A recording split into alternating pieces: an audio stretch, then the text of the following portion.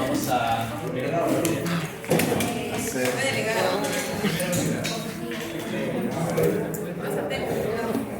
Procedemos, ¿ya? Por favor, ya atentos. Determinante de volumen sistólico.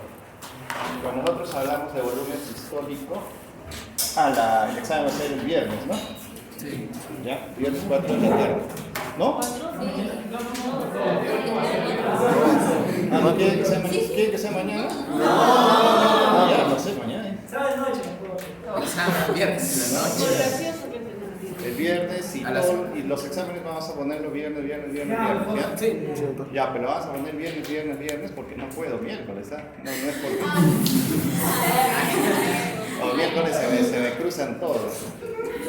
Ya, a no ser que quieren miércoles a las 3 de la tarde, pero están en práctica, pues. Sí. Entonces, el único que no va a cambiar es el último examen.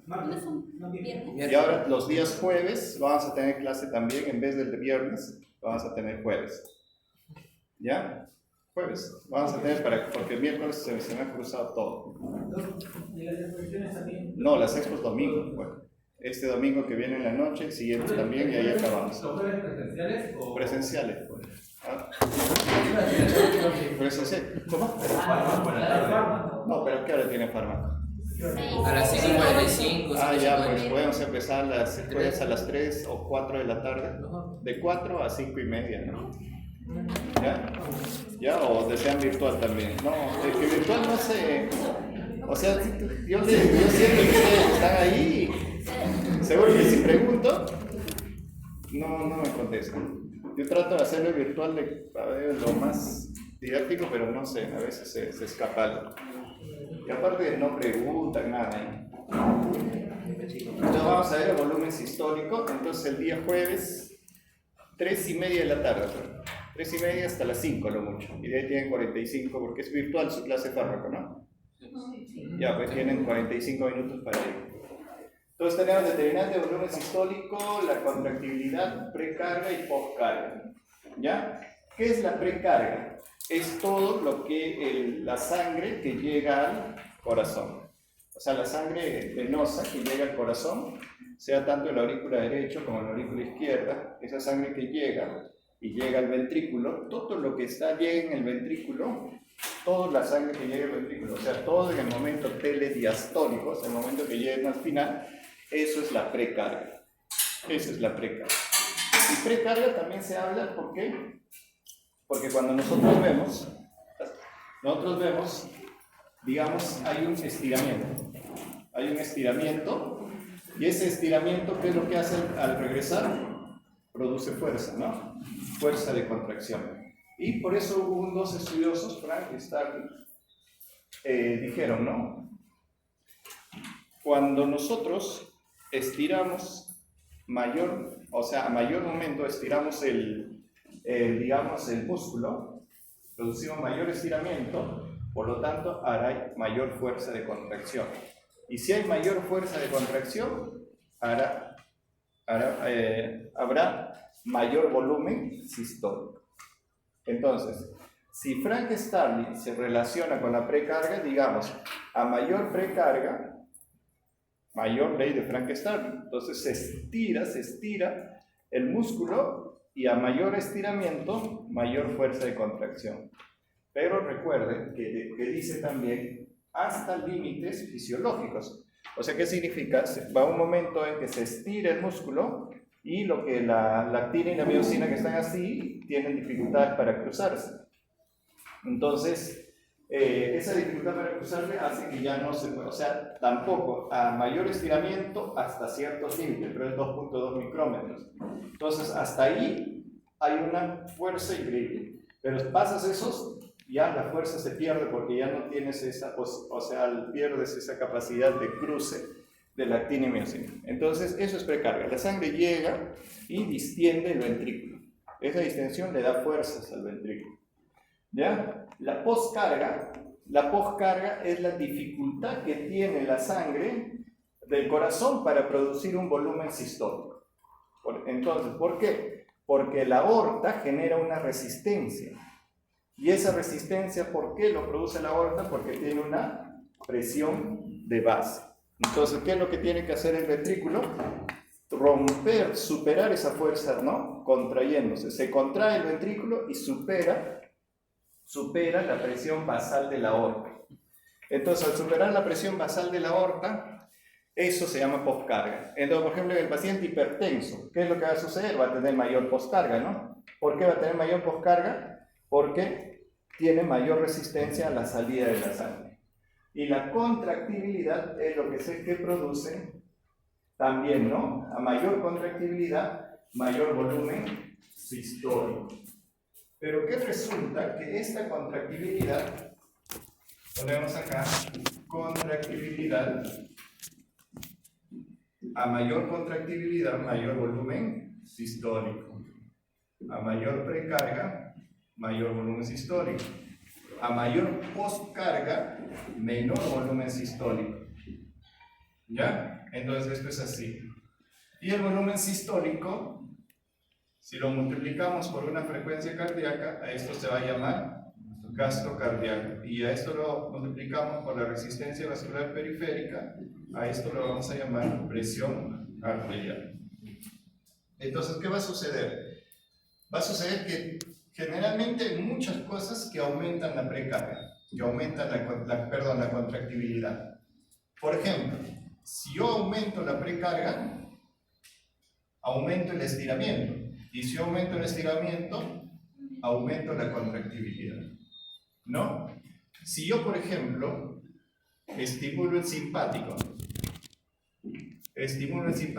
estimulo que a los beta 1, por lo tanto, estimulo la contractibilidad. ¿Ya? Si yo, por ejemplo, aumento mi retorno venoso, voy a aumentar mi precarga, por lo tanto, aumenta la contractibilidad. ¿Estamos? Entonces, estos son condicionantes. Después también, por ejemplo, si yo aumento con el simpático, ¿no? ¿Qué es lo que voy a aumentar? Voy a aumentar mi frecuencia cardíaca, ¿no? Pero esta frecuencia cardíaca, ¿qué es lo que va a suceder? ¿Qué es lo que va a suceder en esta frecuencia cardíaca? Si yo aumento mi frecuencia cardíaca, ¿qué es lo que va a aumentar? Va a aumentar mi cantidad de potenciales de acción, ¿ya? Si yo aumento mi frecuencia cardíaca, es que se han aumentado mi cantidad de potenciales de acción. Entonces, si se aumenta mayor cantidad de potenciales de acción, va a haber mayor cantidad de ingreso de cáncer. Por lo tanto, ¿qué es lo que va a suceder? Va a aumentar la contractibilidad. ¿Ven? Entonces, el aumento de la frecuencia cardíaca, esto se llama efecto Bowditch. O efecto trepé o efecto de escalera positivo. ¿Por qué? Porque a mayor frecuencia cardíaca, mayor cantidad de potenciales de acción y por lo tanto se traduce en mayor contractibilidad. Entonces, ¿quiénes determinan que se incrementa la contractibilidad?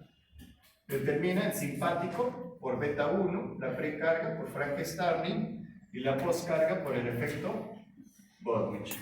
¿Ya? Todos estos, su intención ¿cuál es? Mejorar la contractibilidad. ¿Para qué? Para mejorar el volumen sistólico. Entonces, propiedades del corazón para realizar su función de bomba. Aquí que tenemos la fuerza de contracción, la que les digo. O sea, es importante esa fuerza de contracción. La velocidad de cortamiento, la de Frank-Starling, y la longitud del sarcómero, ¿ven? La ley de Frank-Starling. Entonces, contractibilidad, esto es, nos dice, ¿no?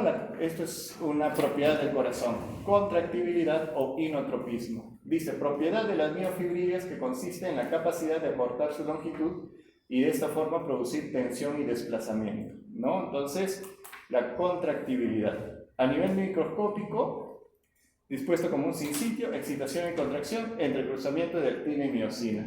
Y a nivel macroscópico está explicado por la banda miocárdica.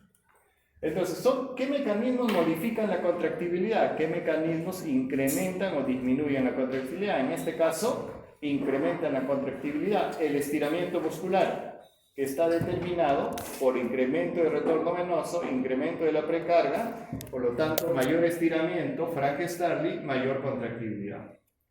La frecuencia cardíaca. La actividad del simpático, le dijo nuevamente, aumenta la frecuencia cardíaca, lo que va a aumentar la cantidad de potenciales de acción y lo que va a aumentar la contractibilidad. ¿Por qué? Porque hay mayor oferta de calcio. Eso se llama efecto Bowditch o efecto Trepe. Y las propiedades intrínsecas del músculo cardíaco. Simpático, que es lo que estimula a los beta 1, y los beta 1 aumentan la contractibilidad.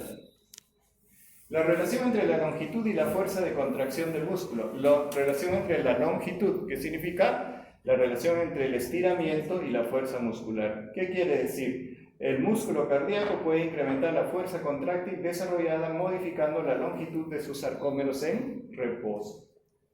Entonces, como llena la sangre, se estira el ventrículo. Y esto, aquí está.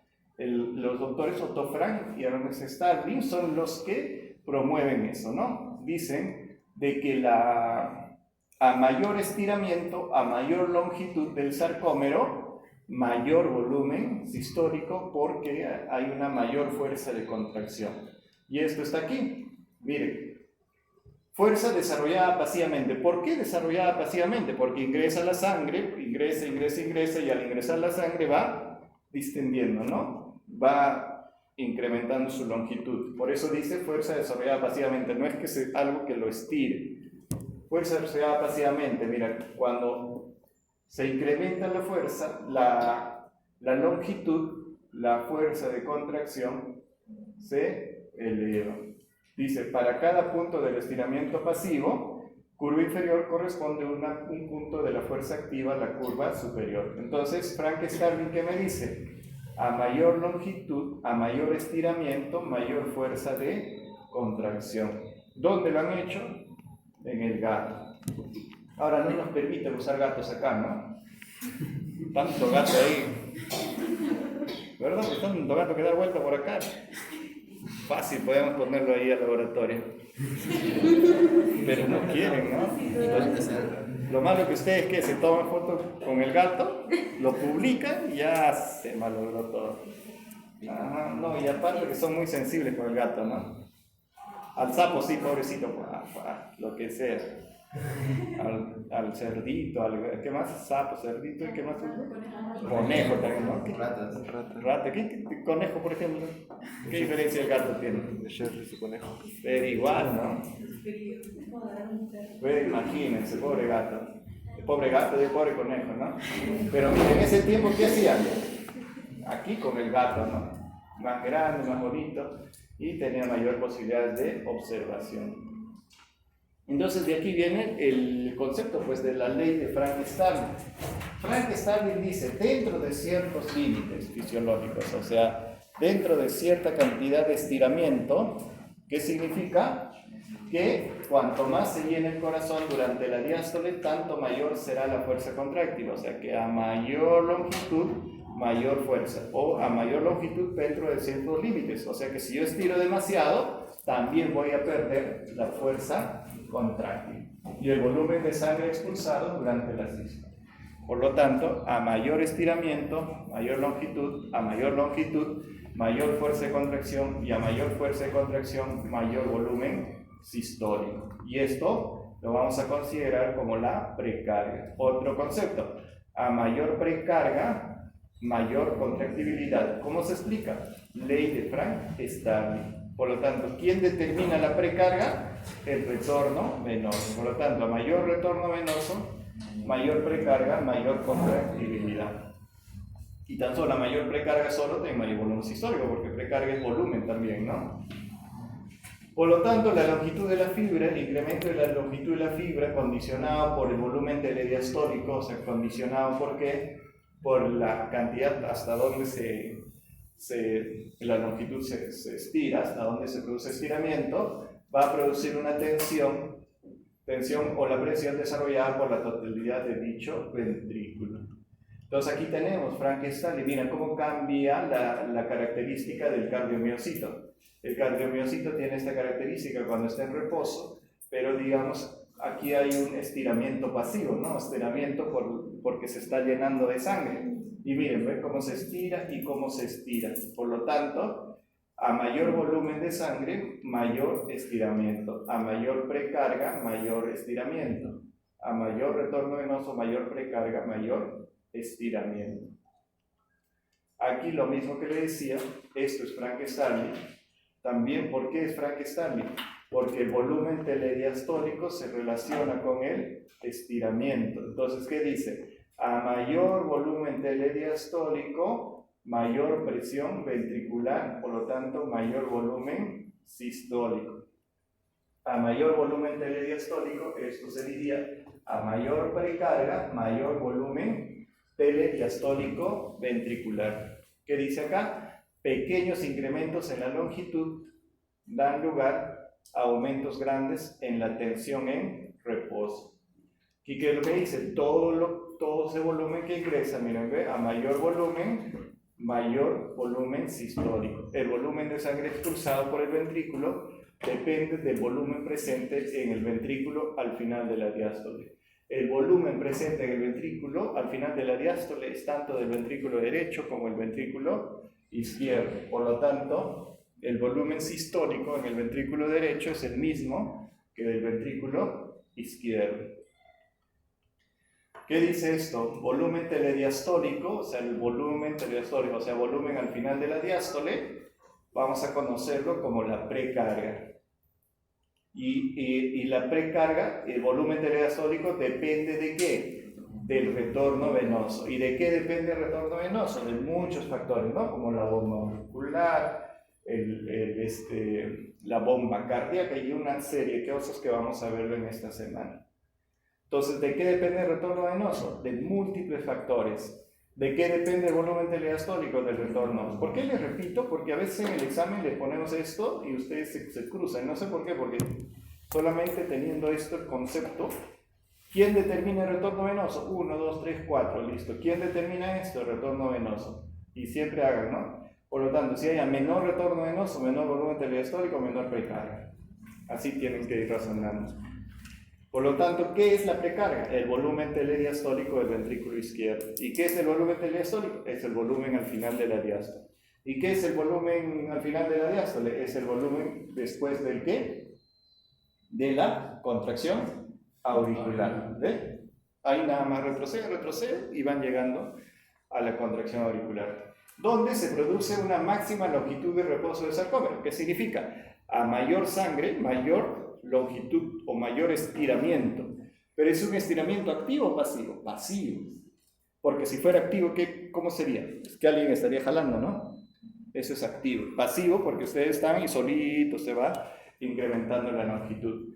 Y precarga la longitud de reposo desde la cual se contrae el músculo. Mire, aquí mire cómo está acumulando longitud. ¿Por qué? Por el volumen, ¿no? El volumen que está ingresando.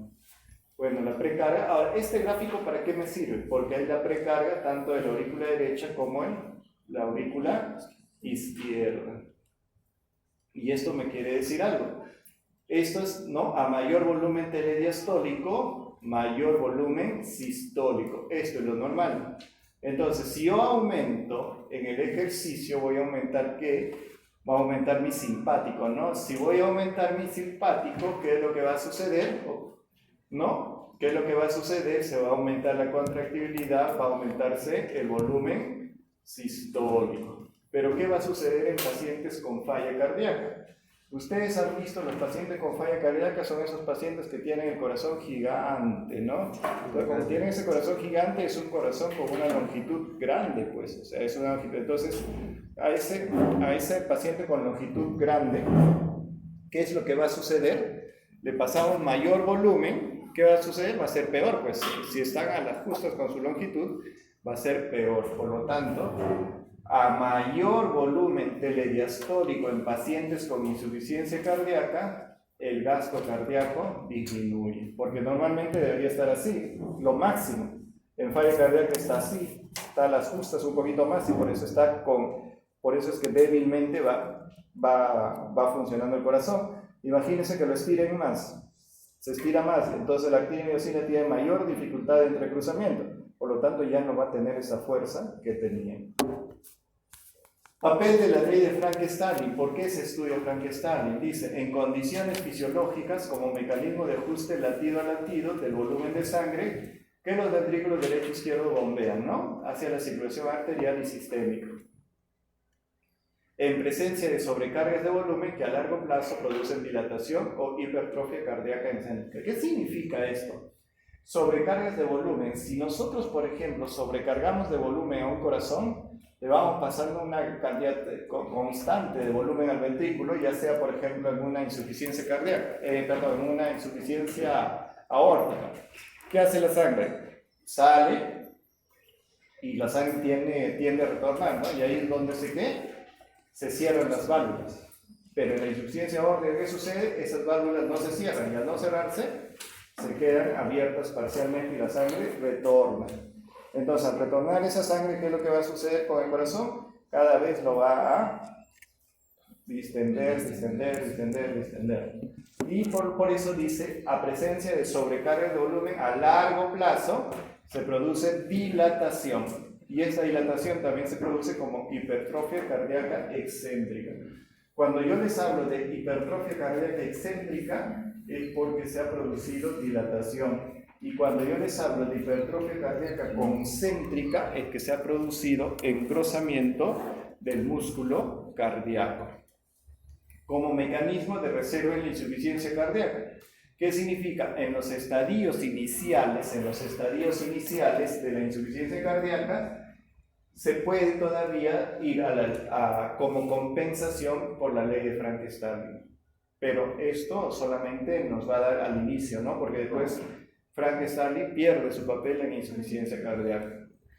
Entonces yo lo que les decía eso, ¿no? La longitud máxima a la que yo puedo estirar, ¿no?, mi cardiomiocito o mi fibra muscular es 2.2 micrómetros. Por encima de 2.2 micrómetros, 2.3 micrómetros, por ejemplo, ya va la tensión desarrollada, disminuye rápidamente. Por debajo, por encima de esto. Y la longitud, mire, 3.6 micrómetros no va a generar tensión activa. Entonces, lo máximo que yo puedo estirar para tener una buena capacidad de contracción es 2.2 micrómetros. Entonces, eso quedamos así. Esto es el efecto Bowditch. Efecto Bowditch, efecto Trepé también se llama así, o el efecto de la escalera positiva. ¿Por qué se le conoce como escalera positiva? ¿Por qué? Porque la frecuencia cardíaca se incrementa en el tiempo. Por ejemplo, ¿no?, 1 minuto, 2 minutos, 3 minutos y vamos aumentando la frecuencia cardíaca. La frecuencia cardíaca no, por ejemplo, si está en 70, no va a subir rápidamente. Entonces, ¿qué significa? A mayor frecuencia cardíaca, mayor fuerza de tensión. Aumento de la frecuencia cardíaca produce un incremento en la contractibilidad. ¿Por qué se llama escalera? Porque va ascendiendo progresivamente. No es que va a ascender de 70 a 150. Va 70, 80, 90, 100 y cada vez se va alcanzando la fuerza de contracción. ¿Qué dice? Más potenciales de acción, mayor cantidad de potenciales de acción por unidad de tiempo, ¿no? O sea, si por ejemplo la frecuencia cardíaca es 70, me va a dar 70 potenciales de acción, es lo que más o menos podemos pensar. Y si tengo 120, me va a dar 120 potenciales de acción, entonces me va a dar 120 calcios, digamos, ¿no? Si nosotros fuéramos así, bueno, muy solamente como para, digamos, para la clase, ¿no? 70, 120, te está ofreciendo 120 calcios. Por lo tanto, se acumula más calcio para su liberación posterior, ¿ven? Y la tensión aumenta en forma escalonada, por eso se llama el efecto de la escalera positiva. Entonces, cuando le dicen, por ejemplo, explícame el efecto Bowditch, esto, el incremento de la frecuencia cardíaca incrementa la cantidad de potenciales de acción por unidad de tiempo, lo que aumenta la contractibilidad. Eso es efecto Bowditch. Ahora, y esto también, miren, y esto también es simpático, dentro de ciertos límites. ¿Por qué? Porque miren, ¿ven? ¿Qué es lo que está sucediendo acá? Aumento de la frecuencia cardíaca, 60. 120, 130, 150, 180, ¿qué pasó? Comenzó a disminuir la fuerza. A partir de 180 disminuye la fuerza. No, a partir de 180 disminuye la fuerza. Entonces, este es un corazón como el de ustedes. Por ejemplo, hacen hasta 180 la fuerza de contracción, efecto Bosch. Por encima de 180, la fuerza de contracción, en vez de seguir mejorando, disminuye. Ese es el límite. Por eso, como Frank Starling era 2.2, aquí la frecuencia cardíaca va a ser 180. ¿Ya? Entonces, 180 va a ser la frecuencia cardíaca. En un miocardio insuficiente, o sea, un paciente con insuficiencia cardíaca, casi no, el aumento de la frecuencia cardíaca en vez de mejorar, mira, no le mejora grandemente. No tenemos una buena respuesta, ¿no? En cambio, en un corazón normal, eso sí nos da una buena respuesta. Entonces, el sistema nervioso autónomo, este es el sistema nervioso autónomo, el simpático, ya hemos dicho y ustedes se recuerdan, el simpático actúa sobre el nodo sinusal, sobre el nodo auriculoventricular y sobre el músculo ventricular. Estimulan todos receptores beta 1. Al estimular un receptor beta 1 acá, aumenta la fuerza contráctil. Al estimular los beta 1 acá y beta 1 acá, aumenta la frecuencia cardíaca. Por lo tanto, el simpático va a resultar ser cronotropo positivo e inotropo positivo. En cambio, el vago solamente tiene fibras para el nodo sinoauricular y el nodo auriculoventricular. Por lo tanto, la actividad del vago solamente es cronotropo negativo. ¿Ya? No vayan a pensar, no, entonces si el otro es inotropo positivo, este será inotropo negativo. No. Entonces el vago es cronotropo negativo. Y miren, esta es una de las características que nosotros tenemos. Aquí está el sistema simpático, y el sistema simpático estamos hablando de fuerza contráctil. El sistema simpático, lo que les dijo, su actividad noradrenérgica o norepinefrina, que dice aquí NE, aumenta la fuerza contráctil por estímulo del músculo ventricular, pero también tiene efecto acá. Y el vago tiene efecto acá, miren, nada más. Y también el simpático estimula a la médula adrenal ¿para qué? Para producir epinefrina. Epinefrina es adrenalina, ¿no? Y norepinefrina es noradrenalina. También el simpático, pero ya estos son efectos periféricos, porque nosotros estamos hablando del efecto central nada más, el simpático también tiene efectos periféricos por medio de la norepinefrina o noradrenalina.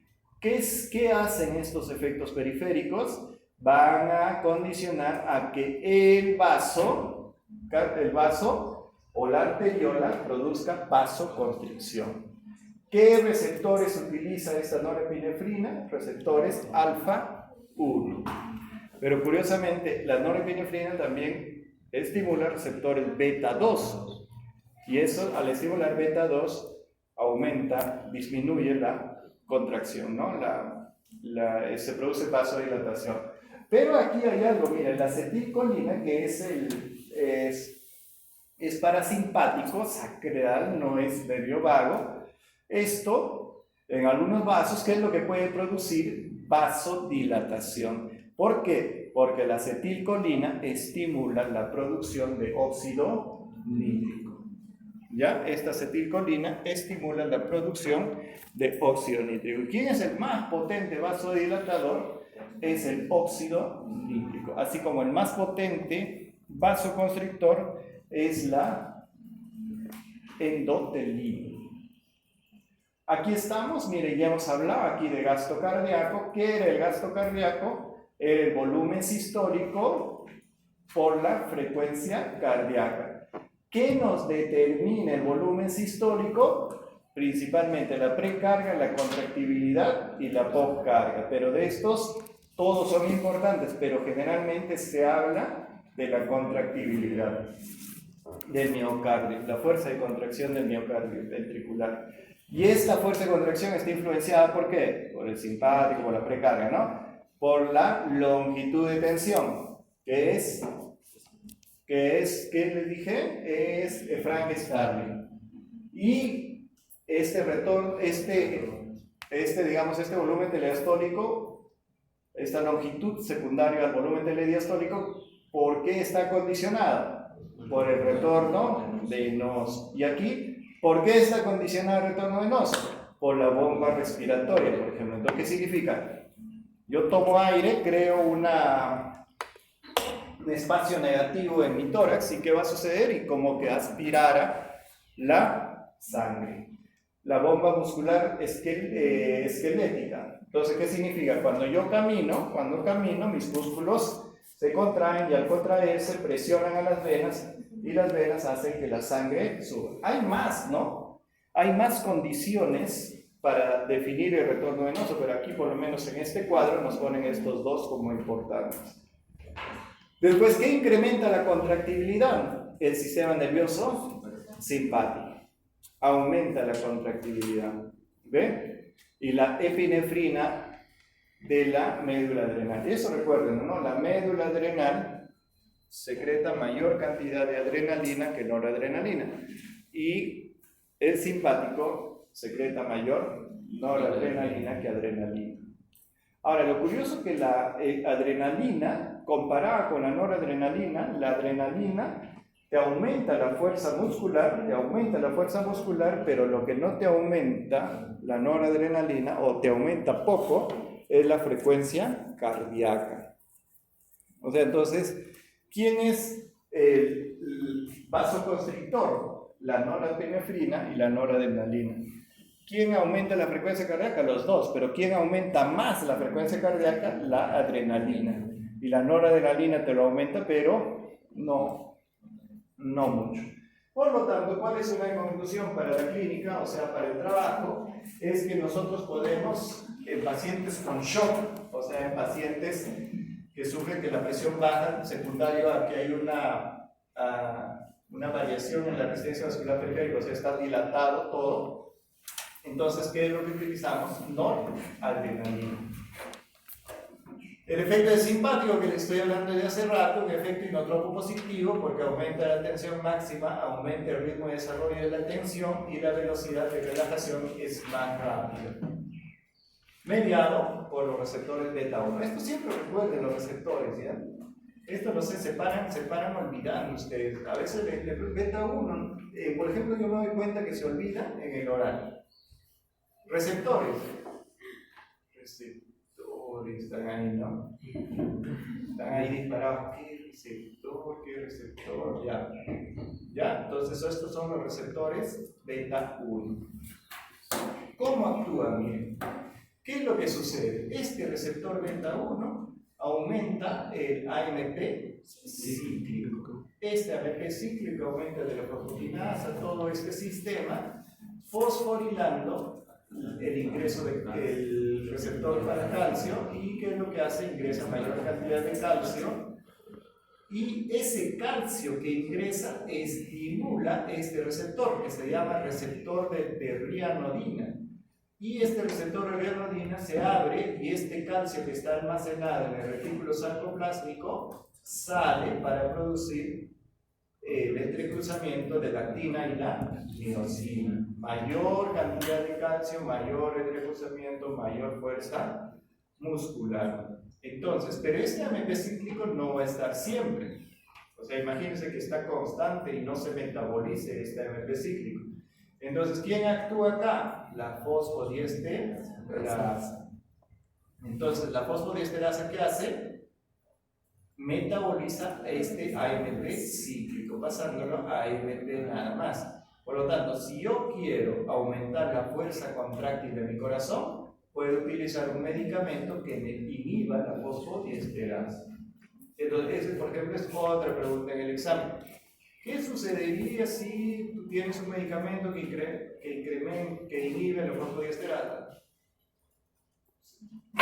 Nada, no se acuerdan. Y eso que les explico yo, ¿no? Nada, no se acuerdan en ese momento.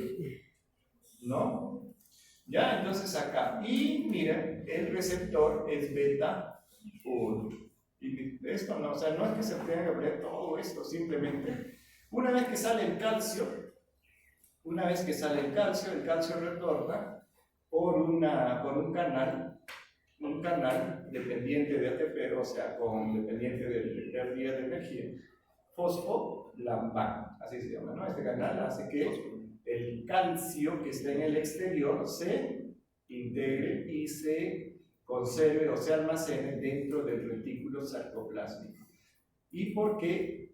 Por la fosforilación. Entonces, ¿qué significa acá? Mira, este pKa, ¿qué es lo que está haciendo? Inhibe la fosforilación del fosfolambán. Por lo tanto, si inhibe la fosforilación del fosfolambán, ¿qué es lo que está haciendo? El calcio ya no retorna, ¿no? Y al no retornar hay mayor oferta de calcio, mayor fuerza de contracción. El cuerpo es bien especial, ¿no?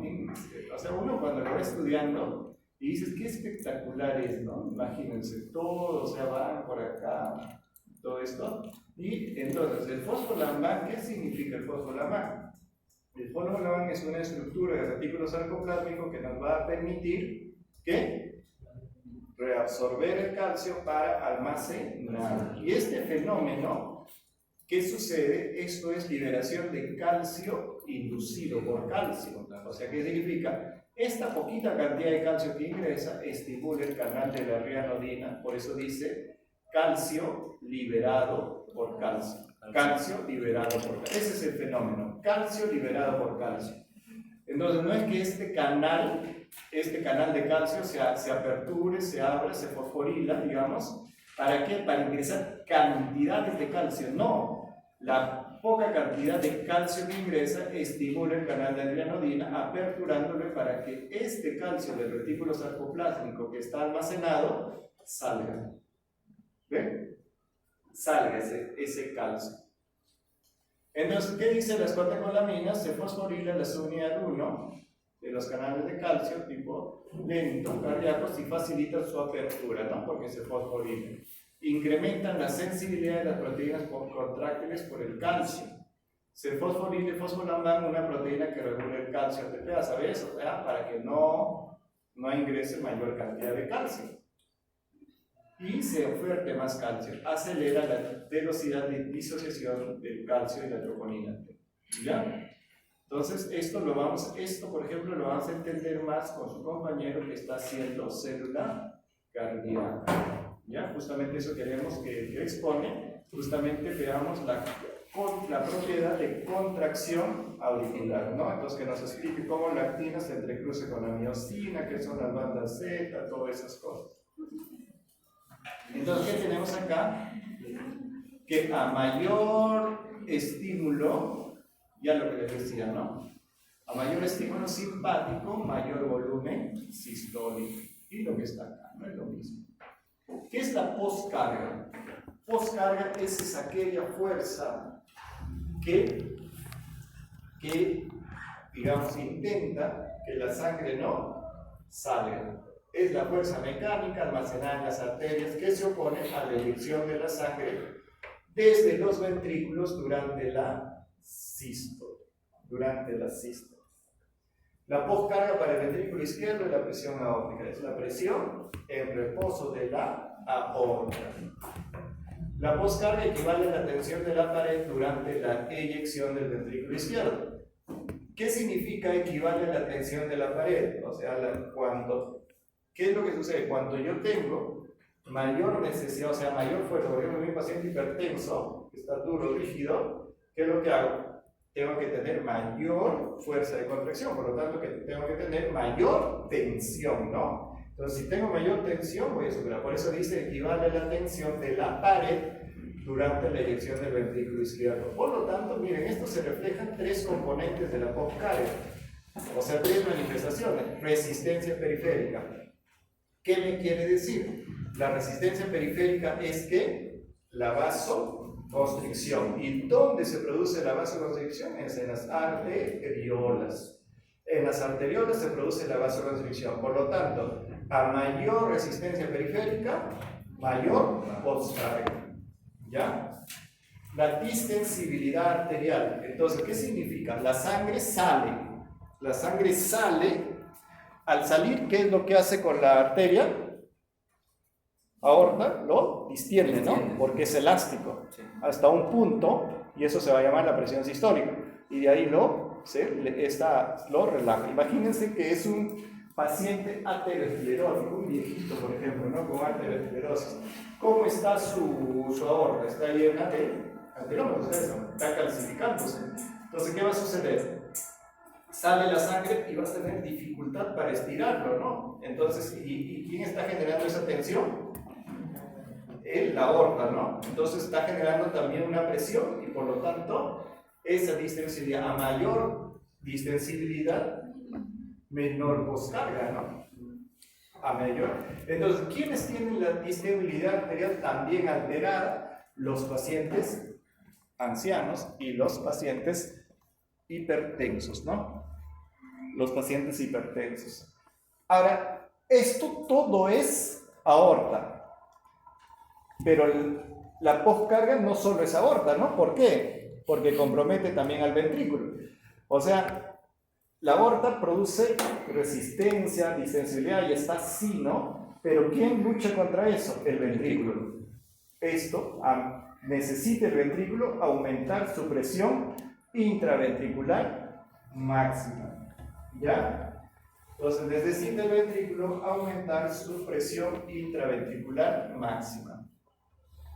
Importante es la presión arterial diastólica, ¿ya? Como medida indirecta de la poscarga. Es urgente utilizar la presión arterial diastólica como medida indirecta de la poscarga. Propiedades de los ventrículos. Volumen sistólico. ¿Qué es el volumen sistólico? Volumen expresado en volumen de sangre que sale del corazón, pero en una contracción. O sea, una contracción produce un volumen sistólico. Volumen telediastólico, volumen al final de la diástole, aproximadamente 120-130 centímetros cúbicos. El volumen telesistólico, una vez que se produce el volumen telediastólico, se cierra y comienza la contracción isovolumétrica, ¿no? Entonces ahí, ¿qué produce? Se produce una eyección, un volumen sistólico que sale. Pero de esos 130, ¿cuánto sale? 70. ¿Cuánto queda? 50. Ese 50 que queda, porque si no, imagínense que sale todo, el corazón se colapsaría. Entonces, como se queda algo de sangre, esa cantidad de sangre que se queda se llama volumen telesistólico. Por eso dice residuo al final de la sístole ventricular, previo al comienzo de la diástole, aproximadamente 50 centímetros cúbicos de sangre. Pero esto, digamos, en un corazón normal, en un corazón de ustedes, pero un corazón patológico ya es un corazón que puede tener, pues, mayor volumen telediastólico, menor telesistólico, y así puede alterarse en falla cardíaca. Por lo tanto, el volumen sistólico es igual al volumen telediastólico menos el volumen telesistólico, ¿no? Volumen sistólico, volumen telediastólico, o sea, volumen al final de la diástole, menos el volumen telesistólico. ¿Ya? Pregunta de examen, ¿cuál es el volumen sistólico? Si reportan, ¿cuánto es? 60. Ya no, así vamos a calculadora. 60. 60, ¿no? 60. ¿Cuánto es la fracción de eyección? 50%, pues. Porque hemos dicho, ¿se acuerdan? ¿Qué era fracción de eyección?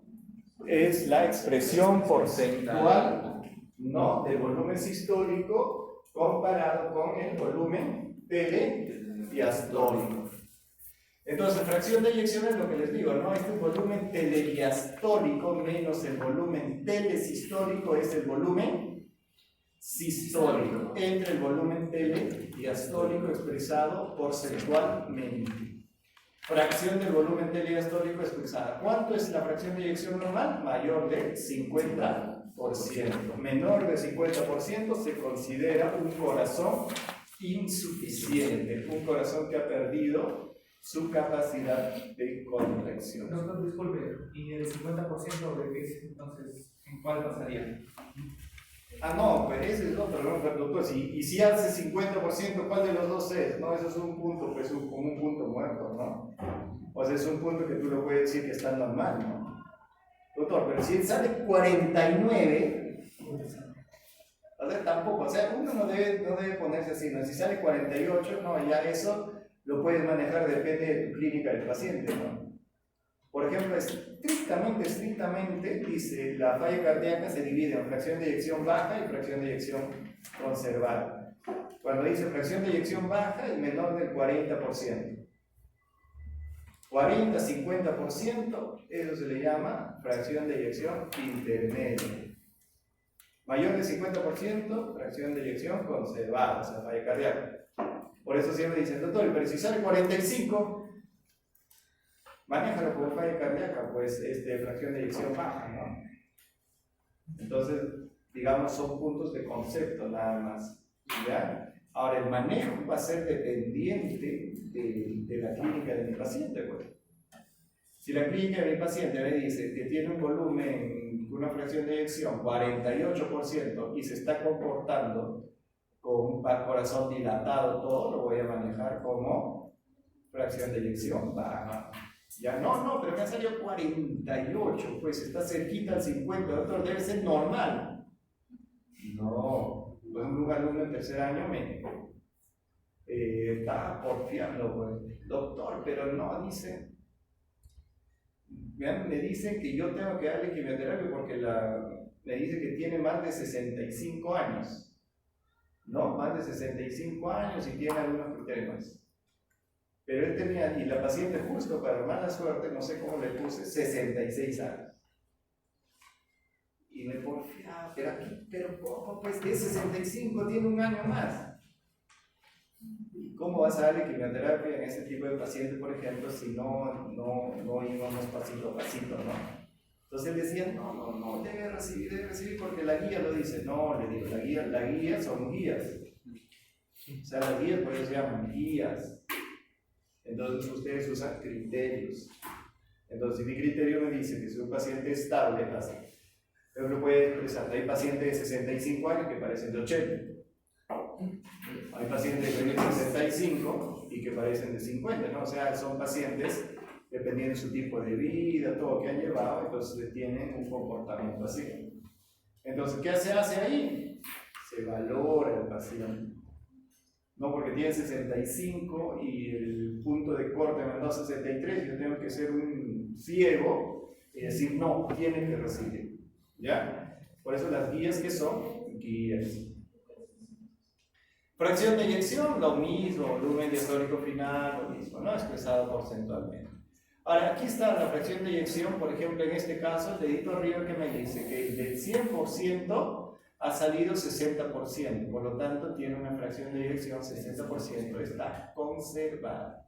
Aquí tiene 30%, es una fracción de eyección baja, es un paciente con insuficiencia cardíaca. Acá miren lo mismo, pero miren cuánto para alcanzar una fracción de eyección de 65%, miren, ¿qué es lo que han visto fisiológicamente que tiene que suceder?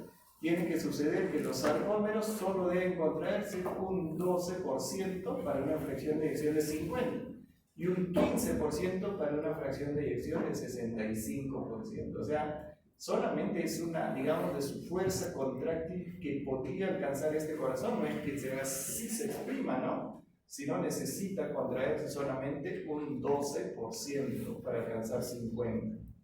A mayor precarga, menor acortamiento, debe realizar el sarcómero para inyectar un volumen determinado. A mayor precarga, menor acortamiento, ¿no? O sea, mayor precarga, mayor longitud, y necesita, cuando está en longitud, mayor fuerza va a ir, pero necesita un poquito nada más, ¿no? Por eso dice a mayor precarga, menor acortamiento. ¿Cuál es la fracción de eyección? Si reportan, volumen perihistórico 120, 60, ¿cuánto es? 60, ¿no? ¿Qué es el gasto cardíaco? ¿Qué es esto? Este es el gasto cardíaco. Gasto cardíaco es frecuencia cardíaca por el volumen sistólico. Entonces, el volumen sistólico normal, ¿cuánto es? Aproximadamente 70 centímetros cúbicos. La frecuencia cardíaca normal, digamos, en una persona que hace ejercicios, que vive todo, 70 por minuto. Y esta frecuencia cardíaca, volumen sistólico, nos va a dar un promedio de gasto cardíaco de 4.900 o 5.000 centímetros cúbicos, ¿no? Todo expresado en minutos. Eso es la frecuencia cardíaca, el gasto cardíaco. Pero digamos, esto es un concepto fisiológico. ¿Por qué? porque ustedes creen que su gasto cardíaco de una persona que mide 1,45 o 1,50 sea igual a una persona que mida 1,95 y pese 120 kilos. Es diferente. ¿Por qué? Porque ese gasto cardíaco ya vamos a hablar del índice cardíaco. O sea, ¿qué significa? Que el gasto cardíaco expresado o digamos o corregido en función de la superficie corporal. ¿Ya? En función. Y digamos, ¿cuál es lo más exacto? El índice cardíaco. Pero como no vamos a estar sabiendo la superficie corporal de cada persona, vamos a utilizar la mayor parte de veces el concepto de gasto cardíaco. Entonces, todo ese gasto cardíaco que ustedes conocen, que sale por el ventrículo izquierdo, ¿qué es lo que sale por la aorta, perdón? ¿Qué es lo que va a suceder? Se va a redistribuir, ¿dónde? En todo el cuerpo. ¿Esto qué dice Guyton? Guyton dice, en condiciones basales, o sea, te echaste a tu camita, no funcionan tus músculos, solo está funcionando tu corazón, tu cerebro, y nada, tus riñones, nada más, porque eso no tienes que hacer que voluntariamente lo puedes activar. Entonces, ahí tu cerebro recibe el 14%, tu corazón 4%, la circulación esplácnica, o sea, la circulación intestinal, gástrica, todo eso, la circulación esplácnica, 27%, el riñón 22%, el músculo inactivo 15%, la piel y otros tejidos 18%. Ahora, estos números pueden variar. Esto es otra pelea con ustedes. Un día les pongo en un examen, les puse 20%. Entonces, obviamente, pues si es 20%, se está aproximando al 22%. Le pongo un marker, había una respuesta que era súper falsa, ¿no? Y esa respuesta era, pues no, pero todos, usted ha puesto 20 y en mi lámina dice 22. O sea, hay que ser bien cerrado, ¿no? Para pensar que puede ser falso, ¿no? Porque los números no son constantes, son proporcionales. En todo momento el criterio no tiene que ser tan exacto, sino no, porque si te dicen, no, 21%, no, pues yo tengo que decir, no, pues 21%, no, pero doctor, es 22, usted ha dicho, por eso es falso. 10%. No, 10% no tanto, ¿no? 5 más, 5 menos, por ahí siempre va a variar, ¿no? Doctor, entonces cuando uno hace ejercicios se incrementa el músculo. Claro, cuando uno hace ejercicios, disminuye o sea, cuando para esta distribución depende, ¿qué les he dicho? En el estado basal, por eso dice músculo inactivo. Pero ¿qué sucedería si me pongo a hacer ejercicio? Disminuyo el gasto cardíaco, ¿dónde? En la piel, porque lo necesito. Disminuyo la del riñón, de la circulación esplácnica, la del corazón, si tengo que mantenerlo, incluso lo incremento, no lo mantengo, y la del cerebro también puedo disminuir. Entonces, ahora, por ejemplo, ustedes en la condición en que están, el cerebro es el que recibe mayor cantidad de sangre, ¿ya? Entonces su músculo también. Ahora, ¿cuántos de todos estos son, digamos, los órganos nobles? El cerebro, el corazón y el riñón. Cuando digamos que tenemos una hemorragia, ¿quiénes disminuyen su gasto? Piel, músculo, circulación esplácnica. ¿Para qué? Para seguir manteniendo la circulación de los riñones, del corazón y del cerebro. ¿Qué sucedería si seguimos manteniendo esa hemorragia? El riñón se sacrifica, luego se sacrifica el cerebro y luego finalmente el corazón. ¿Ya? El corazón trata siempre de mantener su 4%.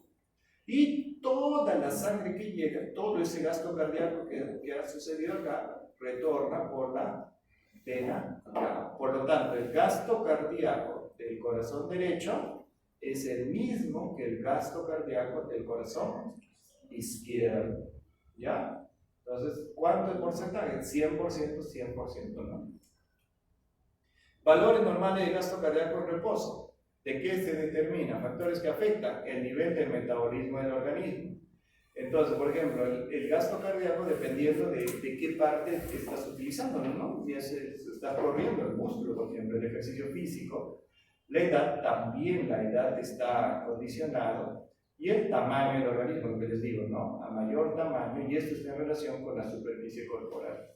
Y eso se llama índice cardíaco. ¿Ya? Entonces, por ejemplo, en el examen oral, a ver, defíneme índice cardíaco. Ah, doctor, sí, pues usted puso una radiografía y no, digo índice cardíaco en función del gasto cardíaco y ahí se perdieron. Entonces define índice cardíaco, le digo, pero en función de gasto cardíaco. No, pero el índice cardíaco usted ha dicho, ¿no? Una radiografía y ahí le ponen las 50, sí, eso sí, pues, pero no. Eso se llama índice torácico, no es índice cardíaco. El gasto cardíaco aumenta en proporción a la superficie corporal, ¿ya? Eso es lo que les decía de negro.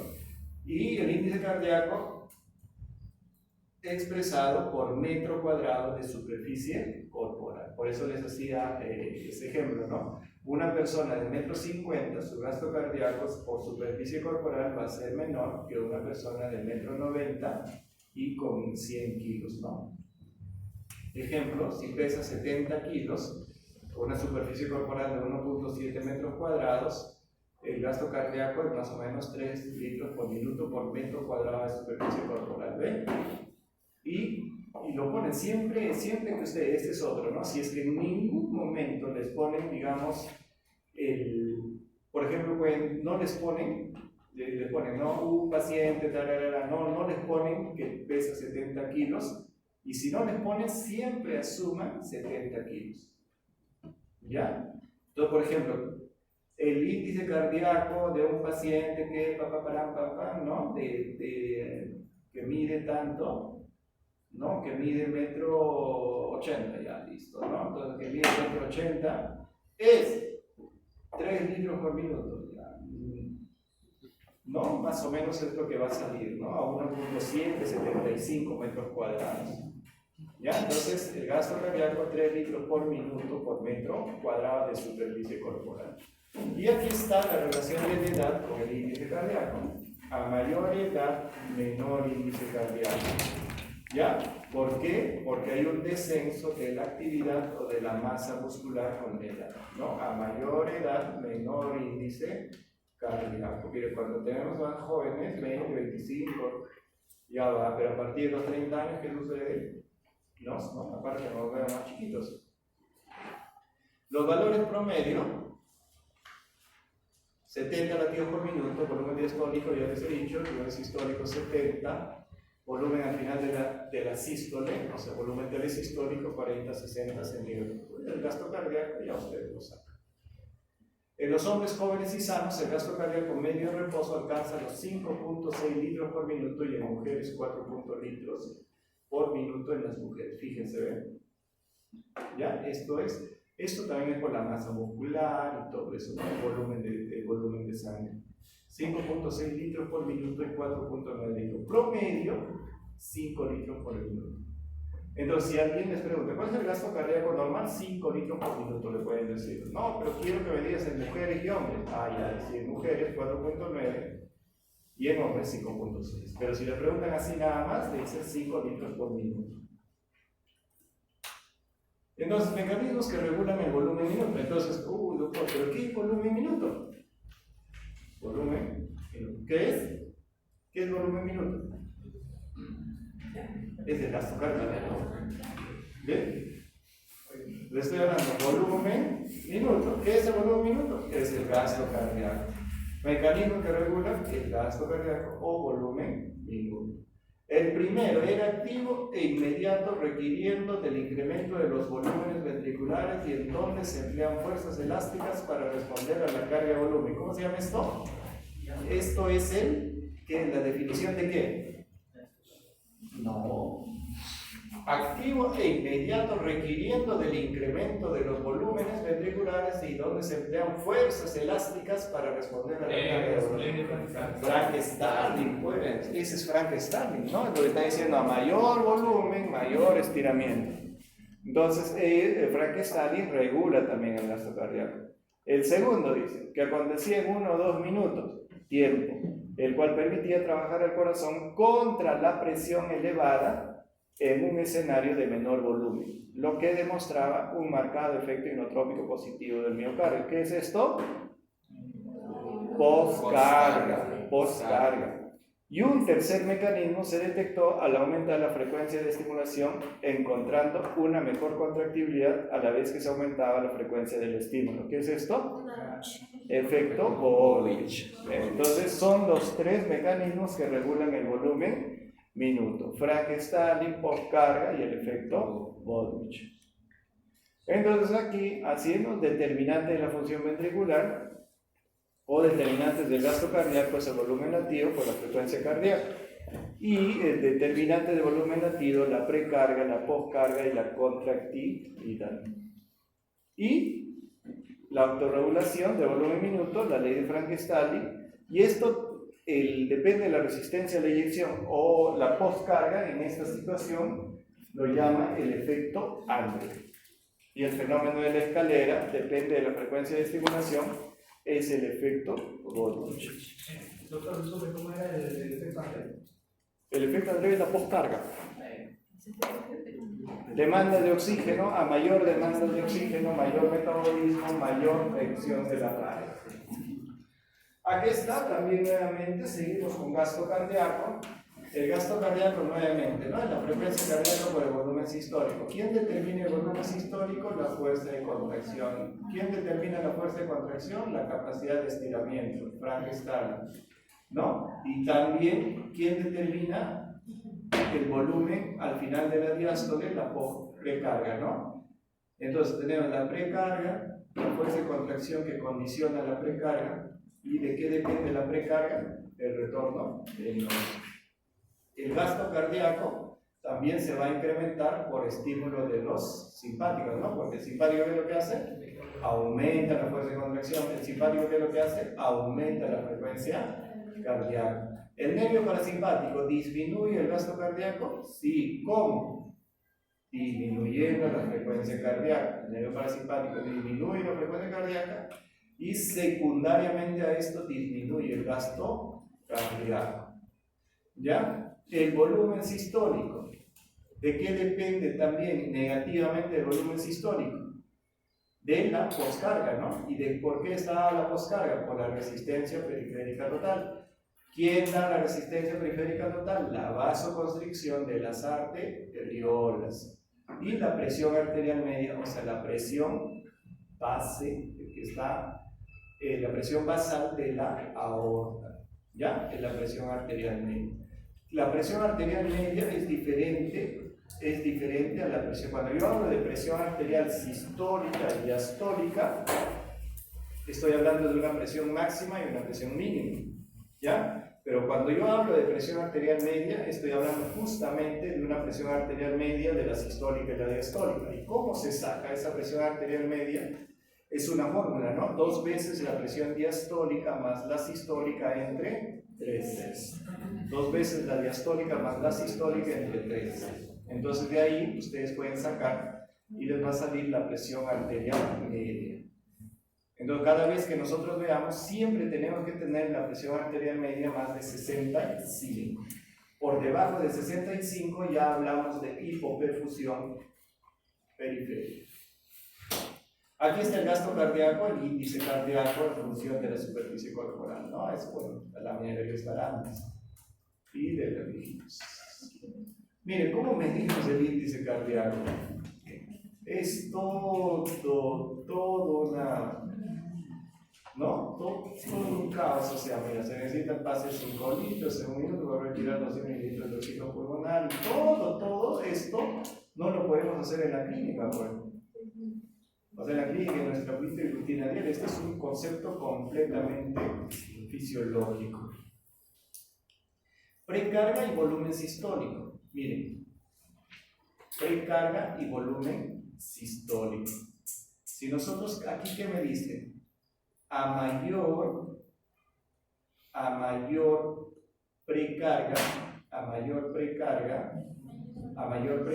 mayor volumen sistólico. Entonces, aquí la precarga determina el volumen sistólico. Si yo aumento mi precarga, voy a aumentar el volumen sistólico. Aquí está, ¿ven? Aquí aquí esta lámina me dice, precarga te da un volumen sistólico definido. En un corazón insuficiente, si yo tengo la precarga, el volumen sistólico está disminuido porque es un corazón insuficiente. Pero aquí, ¿qué te dice? A mayor precarga, aquí este PFD, o sea, mayor precarga, mayor volumen sistólico, igual volumen sistólico. La precarga es desde 0 hasta VD, ¿no? Esta es la precarga. Pero, y todo esto, la precarga o el volumen telediastólico. El volumen telesistólico es desde 0 hasta VS. Entonces, si yo aumento de VD, si aumento la precarga, aumento desde 0 hasta, digamos, cerca al V, ¿no? Es la presión final diastólica que está incrementándose. Entonces, yo aumento el volumen sistólico. A mayor precarga, mayor volumen sistólico. ¿Ya? Entonces, esto es importante, pero no se altere el volumen telesistólico. Precarga y volumen sistólico. A mayor precarga, mayor volumen sistólico. ¿Hasta qué? Hasta ciertos límites. No, hasta ciertos límites, porque a mayor precarga, mayor estiramiento. Por lo tanto, a mayor precarga, mayor volumen sistólico hasta ciertos límites. Porque si yo excedo estos límites, ¿qué va a suceder? Ya no va a incrementarse el volumen sistólico. Por eso dice precarga independiente, precarga dependiente. A mayor poscarga, menor volumen sistólico. Entonces, ¿qué es la poscarga? Mayor presión a la que hay que superar. Entonces, la precarga es la misma. La presión que voy a superar es mayor, por lo tanto, mayor poscarga, ¿no? Mayor poscarga, mayor contracción isovolumétrica, ¿no? Y menor volumen sistólico. ¿Qué va a pasar con el volumen telesistólico? Se incrementa. Por lo tanto, a mayor poscarga, mayor volumen telesistólico. A mayor poscarga, menor volumen sistólico. ¿Ya? Entonces estamos hablando. Pero eso da un poco de lógica, ¿no? Pero simplemente mirando este gráfico lo hace.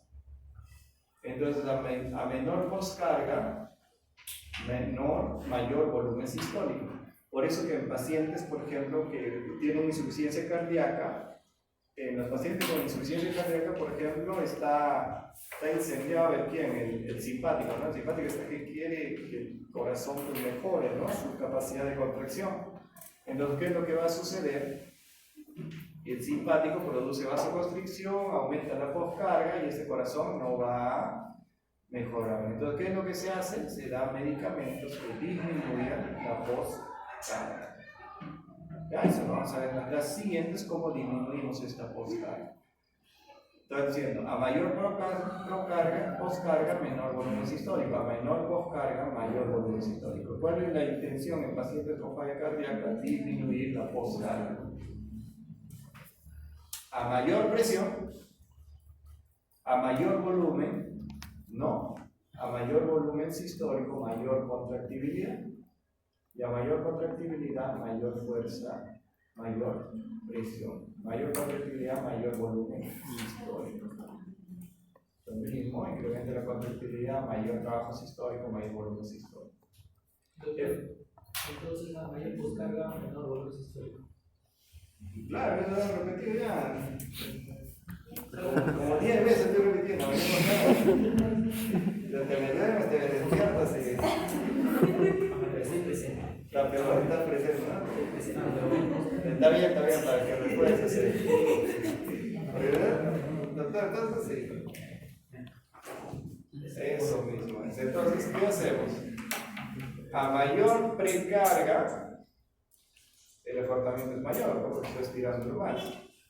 Por lo tanto, mayor tensión muscular. A mayor estiramiento, mayor recortamiento, porque mira, ya se acorta esto, se está cortando esto. a menor acortamiento, a menor longitud, menor acortamiento, ¿no? Aquí lo mismo, el simpático, que ya les he hablado, y la frecuencia cardíaca y la contractibilidad, que también hemos hablado, ¿no? Que hemos estado hablando que el punto de quiebre es 180. Gasto cardíaco y retorno venoso. ¿El gasto cardíaco depende del retorno venoso? Sí, porque a mayor retorno venoso, mayor precarga, y a mayor precarga, mayor gasto cardíaco. Entonces, el retorno venoso se incrementa porque por varios motivos.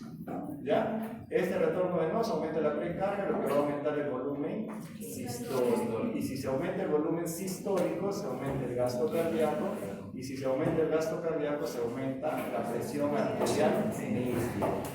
Todo, si ustedes se dan cuenta, es un jueguito nada más que ustedes ven y les sale. Pero razonen, cuando lo aprendan, razonen, ¿no? Por ejemplo, esto, ¿no? Dicen, ya, mayor retorno venoso, por lo tanto, mayor precarga. Si mayor precarga, mayor volumen sistólico. Mayor, si aumenta esto, va a aumentar la presión arterial media. ¿Ya?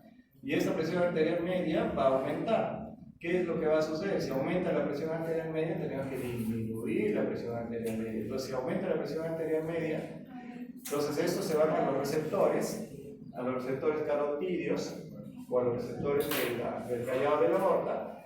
¿Y qué es lo que hacen? Se estimula el simpático. ¿Se tiene que estimular el simpático? No, más bien se tiene que inhibir el simpático, ¿no?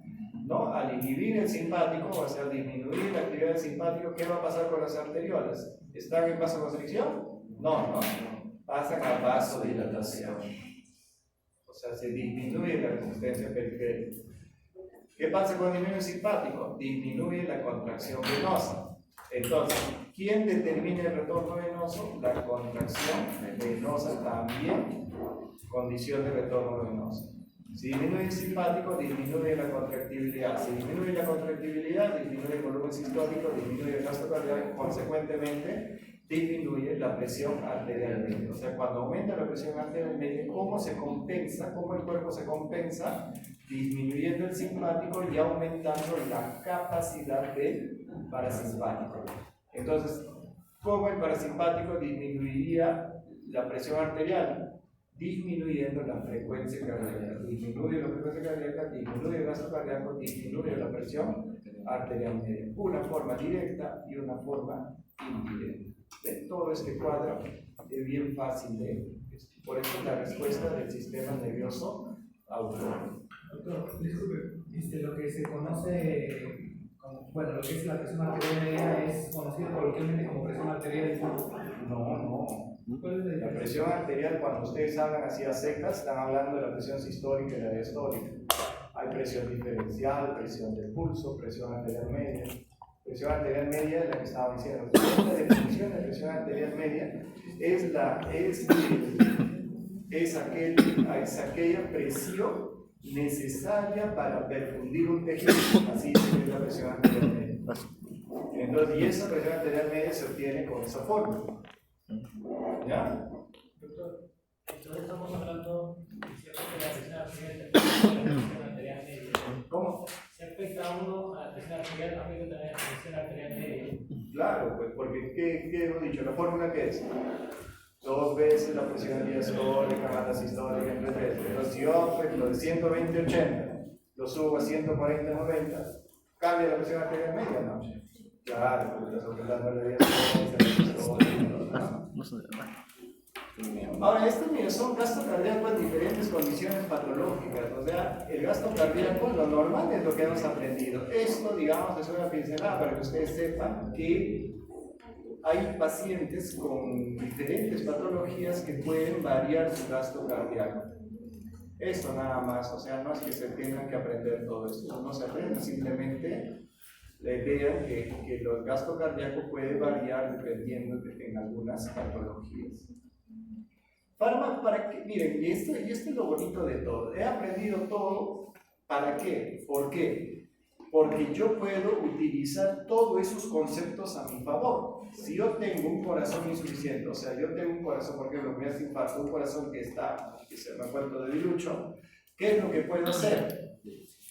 ¿Qué es lo que podemos utilizar? Fármacos inotropos positivos. Estos fármacos que bloquean el ATPasa dependiente del sodio, ahorita lo vamos a ver en el gráfico, para que entiendan. Fármacos que aumentan los niveles celulares de AMP cíclico, por ejemplo, simpáticos miméticos y los inhibidores de la fosfodiesterasa 3, que aumentan el AMP cíclico. O sea, la fosfodiesterasa, ¿qué es lo que hace? Metaboliza el AMP cíclico. Si yo inhibo a este metabolizador del AMP cíclico, voy a incrementar el AMP cíclico. Si aumenta el AMP cíclico, aumenta la fosfoquinasa A. Si aumenta la fosfoquinasa A, fosforilo, varios sistemas que hacen que el calcio se exponga más, ¿no? Fármacos que aumentan la sensibilidad al calcio, ¿a nivel de dónde? De las troponinas. Vamos a ver cada uno. Aquí, por ejemplo, un inhibidor de la fosfodiesterasa. Aumenta la cantidad de AMP cíclico, aumenta la cantidad de fosfoquinasa y aumenta esta fosfoquinasa. Ustedes saben qué hace, que fosforila ¿quién? A los canales de calcio, fosforila la rianolina, fosforila al fosfolambán, todos los fosforila, ¿para qué? Para que oferten mayor cantidad de calcio, ¿no? Ahora,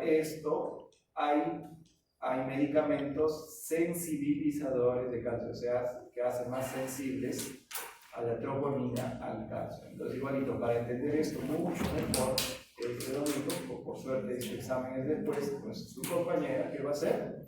¿Qué es troponina T? ¿Qué es troponina C? ¿Qué es troponina I? ¿Cómo se entrecruzan entre ellos? Y miren acá, este calcio regresa por el fosfolambán acá al retículo sarcoplástico. ¿Estamos? Pero este calcio no todo regresa al retículo sarcoplástico. Hay una cantidad de calcio que tiene que salir al exterior. Entonces, ¿qué es lo que pasa? Como este calcio tiene que salir al exterior, ¿qué es lo que hace? La bomba de sodio y potasio. La bomba de sodio y potasio, ¿qué hace?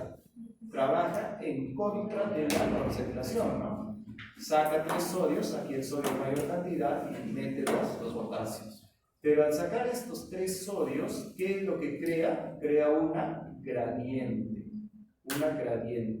Por lo tanto, ingresa por esta bomba sodio-calcio, ingresa mayor cantidad de sodio, ingresa estos 3 sodios que han salido y sale el calcio. Entonces, 2 formas tenemos de regular el calcio. Una por la actividad del fosfolambán y otra es por la actividad de la bomba sodio-potasio ATPasa. Y aquí está, miren, el efecto inotrópico de los glucósidos cardíacos. ¿Qué es lo que hacemos? Inhibimos la bomba de sodio y potasio, ¿no? Inhibimos. Si inhibimos la bomba de sodio y potasio, ¿qué va a pasar con el sodio? No va a crear una gradiente. Como no crea una gradiente el sodio, ¿qué es lo que va a hacer? El calcio ya no sale. Y como no sale el calcio, oferta mayor cantidad de calcio, por lo tanto, ¿qué es el glucósido cardíaco? Por ejemplo, la digoxina. Entonces, ¿cuál es el efecto o el mecanismo de acción de la digoxina? Inhibir o bloquear la ATPasa, ¿no? Sodio-potasio ATPasa. El efecto inotrópico de los digitálicos, lo que les decía, activación del intercambio de sodio-calcio, aumento del calcio y aumenta la fuerza de contracción. Pero el exceso también de la acumulación de calcio puede producir efecto tóxico, y eso es lo que hablamos de la intoxicación por digitálicos. O sea, tampoco ¿cómo se llama esto? Digamos, es muy beneficioso, ¿no? Miren, fármacos que incrementan la sensibilidad al calcio, por ejemplo el levosimetano, entonces estimula para que el calcio se una a las troponinas y pues inicie la actividad estimula mayor actividad de la actina y miocina. Gasto cardíaco, ya esto es lo mismo, cómo se aumenta el gasto cardíaco, la tira parasimpática, cómo se disminuye el gasto cardíaco, ¿no? Esto ya lo hemos hablado.